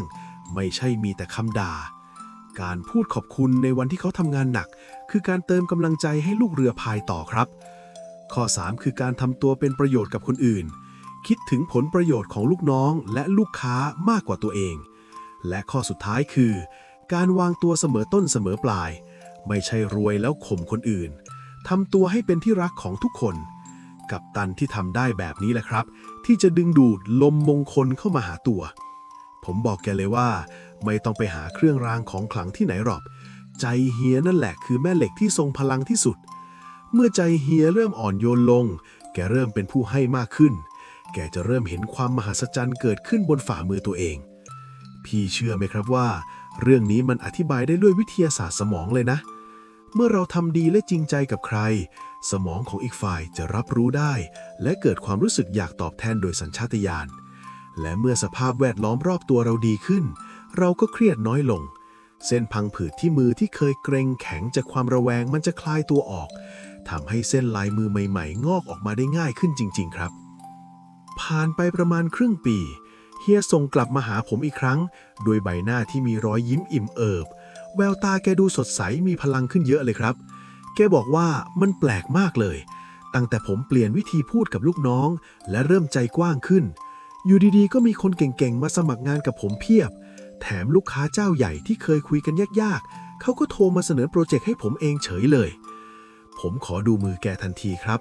แล้วสิ่งที่เห็นคือความมหัศจรรย์ของร่างกายมนุษย์จริงๆไกลๆกับเส้นวาสนาที่เคยโดดเดี่ยวของแกตอนนี้มีเส้นเล็กๆบางๆงอกขึ้นมาขนานกันถึง 2-3 เส้นครับและมีเส้นที่พุ่งมาจากเนินจันทร์วิ่งเข้ามารวมกับเส้นวาสนาของแกด้วยเส้นพวกนี้แหละครับคือกองทัพลูกเรือและผู้อุปถัมภ์ที่จะมาช่วยให้เรือสำเภาของเฮียส่งไม่ต้องเหนื่อยพายคนเดียวอีกต่อไปธุรกิจแกพุ่งทะยานไปไกลกว่าเดิมหลายเท่าโดยที่แกเหนื่อยน้อยลงกว่าเดิมเยอะเลยครับเพราะแกมีลมและคนมาช่วยส่งนี่คือภาพสะท้อนว่าเมื่อกัปตันปรับใจลมส่งท้ายก็พัดมาทันทีกัปตันทุกคนครับการมีรูปเรือสำเภาทองบนมือน่ะเป็นต้นทุนวาสนาแต่การมีเส้นหนุนหลังหรือเส้นอุปถัมภ์เนี่ยมันคือการสร้างบารมีครับในทางศาสตร์ของพลังงานพื้นที่ตรงเนินจันทร์เนี่ยสำคัญมากนะเพราะมันคือพื้นที่ของสาธารณชนคนแปลกหน้าและโชคลาภที่มาจากคนอื่นเนินจันทร์คือท้องน้ำที่กว้างขวางถ้าเนินนี้อิ่มเต็มและมีเส้นสวยๆพุ่งออกมาแปลว่าคุณคือคนที่มีเสน่ห์เมตตาใครเห็นก็อยากช่วยใครคุยด้วยก็อยากสนับสนุนนี่คือลมส่งท้ายที่จะพัดให้ใบเรือของคุณกางรับโอกาสได้กว้างที่สุดครับถ้าคุณอยากให้เนินนี้มีพลังคุณต้องฝึกเป็นคนเปิดใจรับฟังและเลิกเอาตัวเองเป็นที่ตั้งครับเมื่อไหร่ที่คุณเริ่มมองเห็นหัวคนอื่นมองเห็นความเหนื่อยยากของลูกน้องลมมงคลจะพัดมาหาคุณเองโดยธรรมชาติเหมือนที่เฮียสงได้เจอมากับตัวนั่นแหละครับลองสังเกตดูนะครับว่ามหาเศรษฐีที่มีความสุขบั้นปลายชีวิตเนี่ยบนฝ่ามือเขาจะไม่ได้มีแค่เส้นที่สวยนะแต่ผิวพรรณบนมือเขาจะดูอิ่มน้ำและนุ่มนวลมากสีฝ่ามือจะออกชมพูระเรื่อดูมีชีวิตชีวาซึ่งมันสะท้อนว่าเขามีพลังงานของความเมตตาไหลเวียนดีพลังงานนี้แหละครับที่เป็นแม่เหล็กดึงดูดคนดีๆเข้ามาหาเมื่อคุณมีทั้งเรือที่แข็งแรงจากเส้นลายมือและมีลูกเรือที่ยอดเยี่ยมจากเส้นอุปถัมภ์สิ่งที่จะเกิดขึ้นตามมาคือสิ่งที่เรียกกันว่าปาฏิหาริย์แห่งคอนเน็กชันครับอยู่ดีๆจะมีคนมาเปิดทางให้มีคนมาเสนอโอกาสที่คุณไม่เคยคิดว่าจะได้หรืออาจจะเจอหุ้นส่วนที่คุยกันแค่คำเดียวก็รู้เรื่องนี่ไม่ใช่เรื่องบังเอิญหรือแค่เรื่องของดวงนะครับแต่มันคือกฎของแรงดึงดูดที่ทำงานผ่านการเปลี่ยนแปลงของร่างกายและจิตใจเราเองเมื่อกัปตันมีใจที่พร้อมจะให้จักรวาลก็จะส่งลมพัดใบเรือให้คุณไปได้ไกลขึ้นเองโดยที่คุณไม่ต้องร้องขอเลยแม้แต่คำเดียวอีกจุดหนึ่งที่กัปตันเรือชีวิตต้องสังเกตคือเส้นมิตรภาพครับเส้นพวกนี้มักจะอยู่แถวๆใต้นิ้วก้อยลงมาถ้าเส้นพวกนี้ชัดและไม่ยุ่งเหยิงแปลว่าคุณมีเพื่อนคู่คิดหรือหุ้นส่วนที่ดีเรือสำเภาทองที่แล่นได้นิ่งที่สุดคือเรือที่มีหุ้นส่วนที่ไว้ใจกันได้ครับเหมือนมีคนคอยช่วยเช็คแผนที่ในวันที่คุณล้าสายตาคอยเตือนสติในวันที่คุณกำลังจะตัดสินใจพลาดผมมักจะบอกเพื่อนๆเสมอว่าความรวยที่มั่นคงคือความรวยที่มีคนร่วมยินดีด้วยถ้าคุณรวยอยู่บนกองเงินกองทองคนเดียวแต่ไม่มีใครรักเลยเรือลำนั้นมันจะหนาวเหน็บและเปล่าเปลี่ยวมากนะครับลายมือรูปเรือจะดูหมองคล้ำและไม่มีออร่าแต่ถ้าคุณรวยและมีมิตรสหายแวดล้อมมือคุณจะดูผ่องใสแดงระเรื่อและมีพลังงานของความสุขแผ่ออกมาตลอดเวลาซึ่งสิ่งนี้แหละครับที่จะทำให้วาสนาของคุณมันยั่งยืนไม่ใช่รวยแค่วูบเดียวแล้วหายไปแต่มันคือการรวยแบบตำนานที่ลูกหลานจะจดจำความดีของคุณไปตลอดกาลความลับของคนที่เขาทำงานใหญ่และสำเร็จแบบนิ่งๆคือเขาไม่ได้เก่งแค่เรื่องงานนะครับแต่เขาเก่งเรื่องการซื้อใจคนกัปตันเรือสำเภาทองที่ฉลาดจะรู้ว่าทองคำที่บรรทุกมาในเรือน่ะมันไม่ได้มีค่าเท่ากับน้ำใจของลูกเรือหรอกครับเพราะทองคำมันซื้อแรงงานได้แต่ซื้อความภักดีไม่ได้ถ้ากัปตันรู้จักแบ่งปันผลประโยชน์อย่างเป็นธรรมและมีน้ำใจลูกเรือทุกคนจะพร้อมสู้ตายเพื่อรักษาเรือลำนี้ไว้ในวันที่พายุเข้าและนั่นคือสิ่งที่ทำให้เรือของคุณเป็นอมตะหลายเส้นบนฝ่ามือมันจะบอกเลยครับถ้าคุณเป็นคนใจแคบเส้นมันจะดูหดเกร็งสั้นๆและมีเส้นตัดเยอะแต่ถ้าคุณใจกว้างเส้นมันจะดูยาวและปลายพุ่งไปหาความสำเร็จอย่างมั่นคง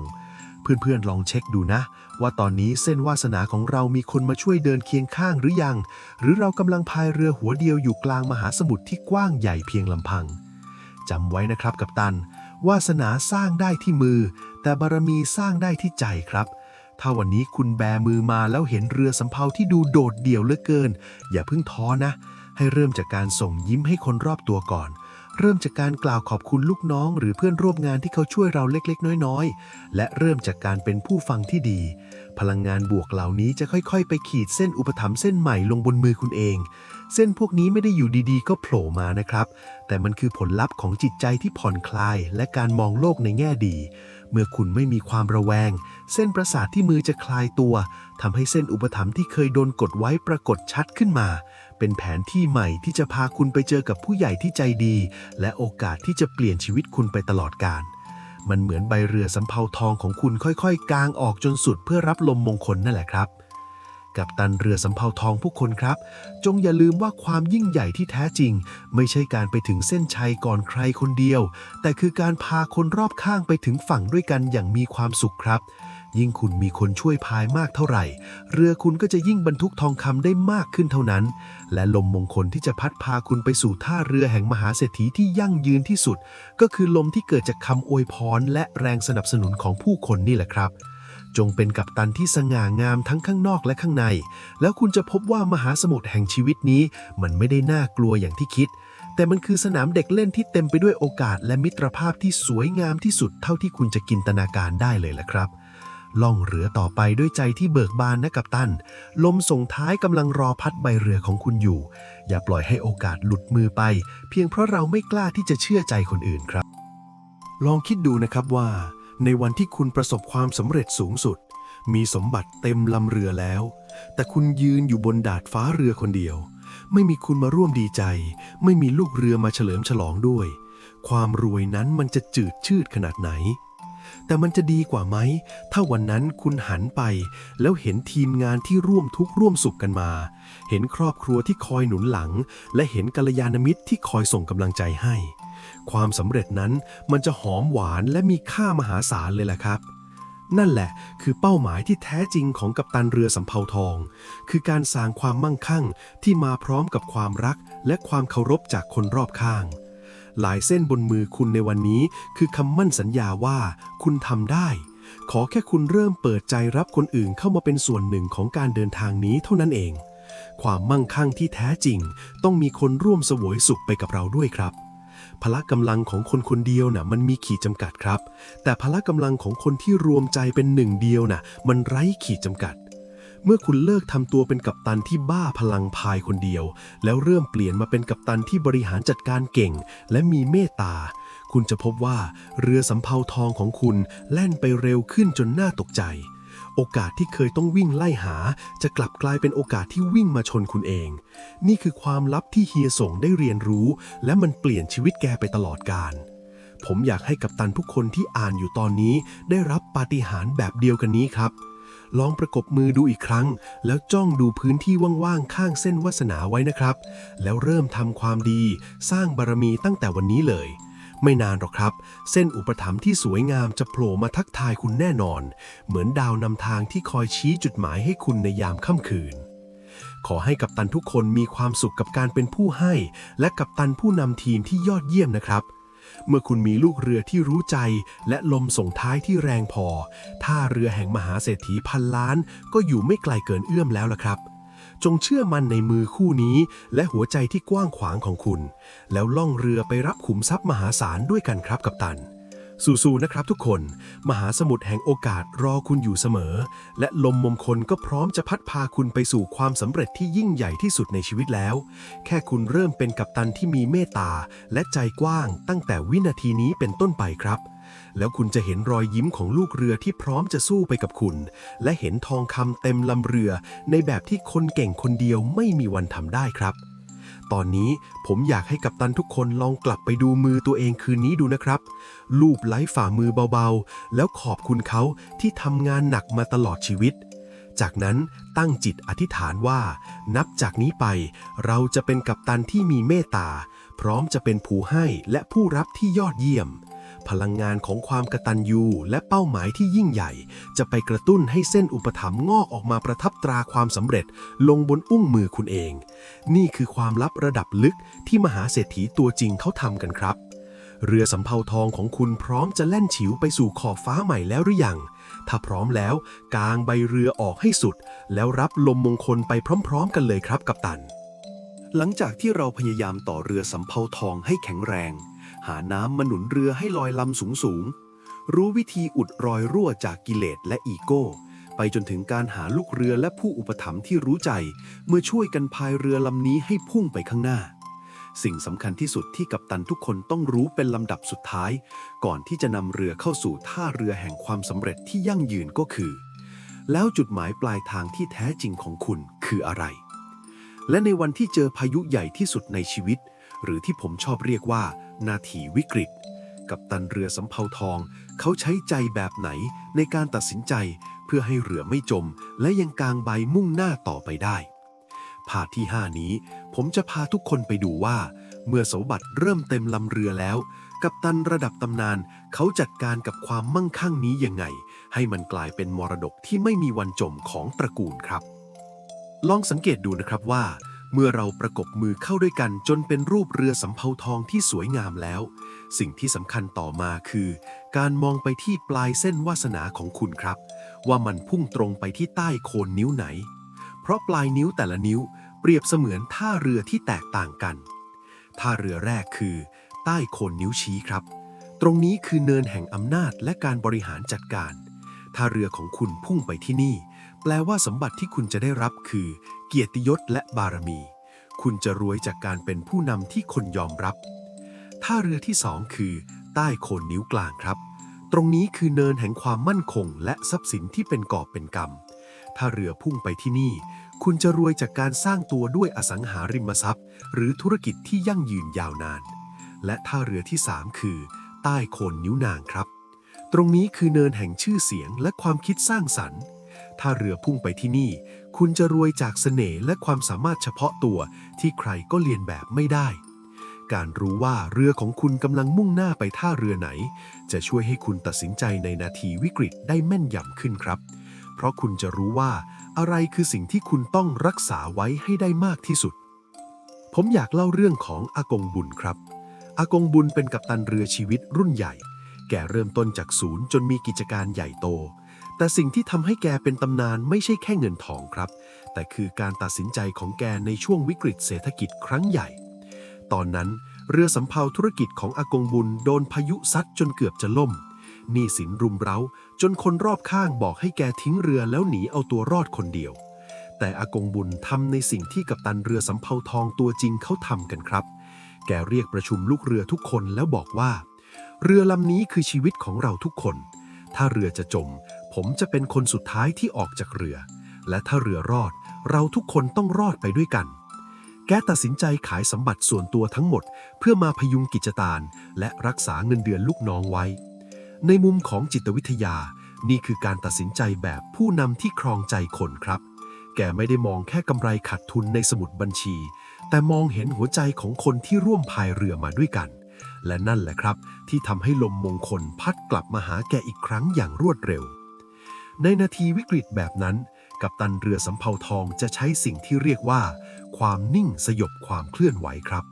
เมื่อคนอื่นแตกตื่นกัปตันต้องเป็นประภาคารที่มั่นคงที่สุดในทางศาสตร์ลายมือกัปตันที่มีสติแบบนี้ลายเส้นบนฝ่ามือจะไม่มีเส้นตัดขวางที่เกิดจากความตื่นตระหนกโผล่ขึ้นมาเลยครับเพราะใจแกนิ่งพอที่จะมองเห็นช่องว่างท่ามกลางเกลี่ยวคลื่นอากงบุญสอนผมเสมอว่าเวลาพายุเข้าอย่าไปจ้องที่คลื่นแต่ให้จ้องที่เข็มทิศเข็มทิศของกัปตันเรือสำเภาทองก็คือคุณธรรมและสัจจะครับถ้าคุณรักษาคำพูดและมีความซื่อสัตย์ต่อลูกค้าและพันธมิตรต่อให้เรือคุณจะพังไปครึ่งลำแต่ชื่อเสียงและความน่าเชื่อถือของคุณจะกลายเป็นไม้แผ่นใหม่ที่คนอื่นจะยินดีโยนลงมาช่วยให้คุณต่อเรือลำใหม่ได้เสมอครับนี่คือพลังของบารมีที่รวยกว่าเงินทองหลายเท่าตัวครับเมื่อพายุสงบลงและสมบัติเริ่มกลับมาเต็มลำเรืออีกครั้งสิ่งที่กัปตันระดับตำนานเขาทำคือการเปลี่ยนจากการสะสมเป็นการส่งต่อครับ กัปตันเรือสำเภาทองที่ฉลาดจะรู้ว่าเขาไม่สามารถบรรทุกทองคำไปได้ตลอดกาลวันหนึ่งเขาก็ต้องลงจากเรือลำนี้ไปสิ่งที่จะอยู่ยงคงกระพันคือวิถีการเดินเรือที่เขาสอนไว้ให้ลูกหลานในทางจิตวิทยาความสุข positive psychology การที่เราได้เป็นผู้ให้ในวันที่เรามีพร้อมแล้วคือการเข้าสู่ภาวะอิ่มเต็มขั้นสูงสุดครับมันคือความภาคภูมิใจที่เงินหมื่นล้านก็ซื้อไม่ได้อากงบุญแกเริ่มสร้างมูลนิธิเริ่มสร้างโรงเรียนและที่สำคัญที่สุดคือแกสร้างวัฒนธรรมกัปตันไว้ในครอบครัวแกสอนให้ลูกหลานรู้ว่ารูปเรือบนมือไม่ได้มีไว้เพื่ออวดรวยแต่มีไว้เตือนใจว่าคุณมีหน้าที่นำพาผู้อื่นไปสู่ความรุ่งเรืองด้วยถ้าจะคุยกันเรื่องธรรมะแบบภาษาบ้านๆเลยจุดหมายปลายทางของเรือสำเภาทองไม่ใช่การไปนั่งเฝ้าทองบนเกาะร้างคนเดียวครับแต่มันคือการได้กลับมาถึงท่าเรือแห่งความสงบที่เราสามารถยิ้มได้อย่างเต็มภาคภูมิว่าชีวิตนี้เราได้ทำหน้าที่กัปตันที่ยอดเยี่ยมแล้วธรรมะเรื่องจาคะหรือการสละออกนี่แหละครับที่เป็นเคล็ดลับที่ทำให้เรือสำเภาทองลำนี้ไม่เคยจมยิ่งสละออกเรือก็ยิ่งเบายิ่งเบาก็ยิ่งแล่นได้เร็วและสูงกว่าคลื่นมรสุมกัปตันที่ขี้งกและพยายามจะเก็บทุกอย่างไว้คนเดียวเรือจะหนักจนน้ำปริ่มขอบและสุดท้ายแค่ลมพัดนิดเดียวเรือก็ล่มแล้วครับลายมือของคนที่รู้จักสละออกเส้นหัวใจจะสวยและนุ่มนวลมากเพราะใจเขาไม่ได้บีบคั้นอยู่กับความตระหนี่พลังงานความเมตตามันเลยไหลเวียนดีจนมือดูผ่องใสและมีราศีมหาเศรษฐีตัวจริงครับกัปตันทุกคนครับนาทีวิกฤตในชีวิตมันจะมีมาทดสอบเราเสมอแหละครับไม่ว่าจะเป็นเรื่องเศรษฐกิจเรื่องคนหรือเรื่องสุขภาพแต่ขอให้จำไว้ว่ารูปเรือสำเภาทองที่ประกบกันติดพอดีบนมือคุณนั้นมันคือคำมั่นสัญญาของธรรมชาติว่าคุณมีต้นทุนที่จะรอดและมีต้นทุนที่จะรุ่งเสมอขอแค่คุณอย่าปล่อยหางเสือแห่งสติในวันที่พายุแรงที่สุดเมื่อคุณก้าวผ่านจุดวิกฤตมาได้ลายเส้นบนมือคุณจะหนาและแข็งแกร่งขึ้นกว่าเดิมเหมือนเหล็กที่ผ่านการตีในกองไฟจนแกร่งขึ้นนั่นแหละครับรอยแผลเป็นบนลำเรือจากการต่อสู้ในอดีตจะกลายเป็นเครื่องประดับที่บอกเล่าความเก่งกาจของคุณให้คนรุ่นหลังฟังอย่างภาคภูมิใจลองนึกภาพวันที่คุณเกษียณจากการเป็นกัปตันเรือที่ต้องออกไปสู้รบกับกระแสน้ำแล้วเปลี่ยนมาเป็นกัปตันรุ่นใหญ่ที่นั่งจิบชาอยู่บนฝั่งมองดูเรือสำเภาทองใหม่ๆของลูกศิษย์และลูกหลานเล่นไปทั่วท้องทะเลด้วยวิธีที่คุณสอนความสุขตอนนั้นมันยิ่งใหญ่กว่าตอนที่เห็นทองคำก้อนแรกซะอีกนะครับรูปเรือบนมือคุณในวันนั้นจะไม่ได้เป็นแค่เส้นลายมือแล้วแต่มันจะเป็นตราประทับแห่งตำนานที่ลูกหลานจะเอาไปเล่าต่อด้วยความเคารพรักนี่คือความสำเร็จที่กินใจและยั่งยืนที่สุดครับชีวิตคนเรามันสั้นนะครับกัปตันแต่ตำนานที่เราสร้างไว้มันจะอยู่ไปอีกนานแสนนานความลับสุดท้ายที่มหาเศรษฐีตัวจริงเขาไม่ค่อยบอกใครคือทุกครั้งที่เขาเจอปัญหาหนักๆเขาจะกลับมากตัญญูต่อมือตัวเองครับเขาจะมองดูมือคู่นี้ที่ช่วยเขาสร้างชีวิตมาแล้วบอกขอบคุณตัวเองขอบคุณพ่อแม่ที่ให้ร่างกายนี้มาและขอบคุณทุกอุปสรรคที่ทำให้เขาแข็งแกร่งพลังของความกตัญญูนี่แหละครับที่เป็นลมใต้ปีกที่แรงที่สุดในการพัดพาใบเรือสำเภาทองให้พุ่งไปข้างหน้าเมื่อคุณเริ่มกตัญญูใจคุณจะเบาลงความเครียดจะหายไปและลายเส้นบนมือจะกลับมาเรียงตัวสวยงามทันทีลองดูสิครับเวลาเราซาบซึ้งใจมือเราจะอุ่นและมีพลังนั่นแหละคือตอนที่เรือสำเภาทองของคุณกำลังได้รับพลังงานพิเศษจากจักรวาลในการขับเคลื่อนไปสู่ความสำเร็จที่ยิ่งใหญ่กว่าเดิมครับกัปตันเรือสำเภาทองทุกคนครับจงอย่าหยุดที่จะพัฒนาฝีมือการเดินเรือของตัวเองนะแม้ในวันที่รวยที่สุดก็อย่าประมาทแม้ในวันที่จนที่สุดก็อย่าหมดหวังเพราะมหาสมุทรแห่งชีวิตลำนี้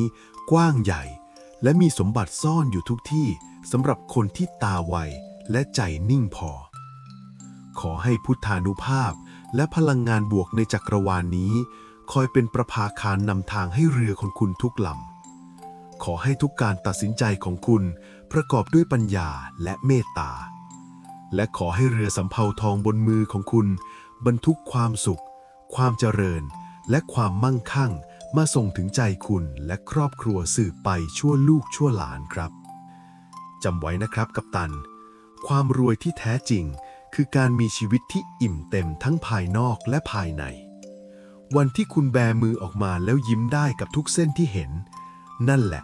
คือวันที่คุณประสบความสำเร็จในการเดินเรือแล้วครับ ขอให้โชคดีและมีความสุขกับการล่องเรือสำเภาทองของคุณไปจนถึงท่าเรือแห่งความสุขนิรันดร์นะครับกัปตันทุกคนสู้ๆนะครับผมเชื่อมั่นในมือคู่นี้ของคุณเสมอและจะคอยมองดูเรือสำเภาทองของคุณแล่นไปอย่างสง่างามที่สุดในมหาสมุทรแห่งนี้ครับบทสรุปของการเดินทางครั้งนี้คือใจกัปตันต้องใหญ่กว่าเรือครับเมื่อใจคุณกว้างเหมือนมหาสมุทรท้องเรือสำเภาบนมือคุณจะรับน้ำหนักของโชคลาภได้ไม่จำกัดลมมงคลจะพัดมาหาคุณจากทุกทิศทางและขุมทรัพย์ที่สวยงามที่สุดจะไม่ใช่ทองคำที่อยู่ปลายทางแต่มันคือความแกร่งที่คุณได้รับระหว่างการล่องเรือลำนี้ต่างหากครับยินดีด้วยนะครับกัปตันที่วันนี้คุณได้ค้นพบรหัสลับที่สำคัญที่สุดในชีวิตของคุณแล้วเริ่มต้นกางใบเรือและจับหางเสือให้มั่นตั้งแต่วินาทีนี้เลยครับสมบัติมหาศาลกำลังรอคุณอยู่ตรงข้ามขอบฟ้านั่นแล้วกัปตันครับลองคิดดูซิว่าถ้าวันหนึ่งเรื่องราวการเดินเรือของคุณถูกเขียนขึ้นเป็นหนังสือสอนคนรุ่นหลังหนังสือเล่มนั้นจะพูดถึงกัปตันที่ขี้ขลาดหรือกัปตันที่กล้าหาญจะพูดถึงกัปตันที่งกเงินหรือกัปตันที่มีเมตตา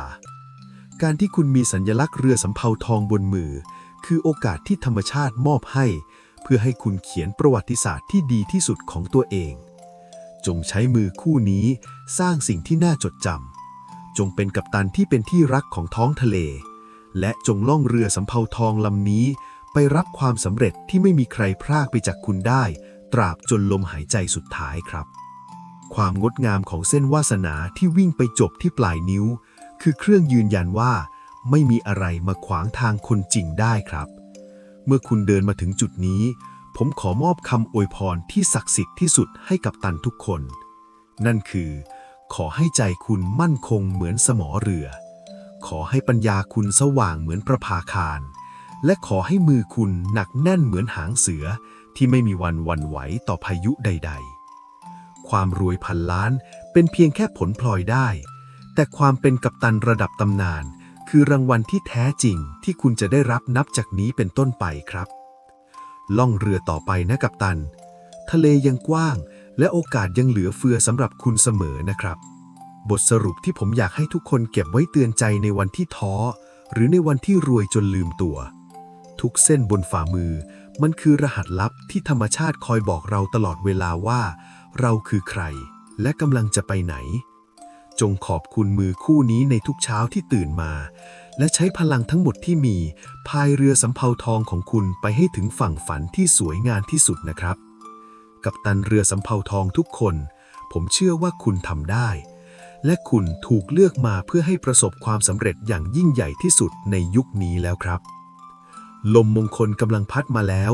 กางใบเรือให้สุดแรงเลยนะครับหวังว่าการเดินทางตามหารอยลับรูปเรือสำเภาทองในวันนี้จะช่วยให้กัปตันทุกคนมองเห็นแผนที่ขุมทรัพย์ที่จารึกอยู่บนฝ่ามือตัวเองได้ชัดเจนขึ้นนะครับและขอให้สิ่งนี้เป็นแรงผลักดันให้คุณกล้าที่จะลุกขึ้นมาคุมหางเสือชีวิตเพื่อออกไปสร้างตำนานความสำเร็จที่มั่งคั่งในแบบฉบับของคุณเองครับแล้วกัปตันทุกคนล่ะครับหลังจากที่ได้ฟังความลับของการเดินเรือครั้งนี้จบลงแล้วคุณลองสำรวจมือตัวเองแล้วพบว่าตอนนี้คุณกำลังคุมทีมไหนอยู่ทีมกัปตันเรือทองที่พร้อมรับโชคใหญ่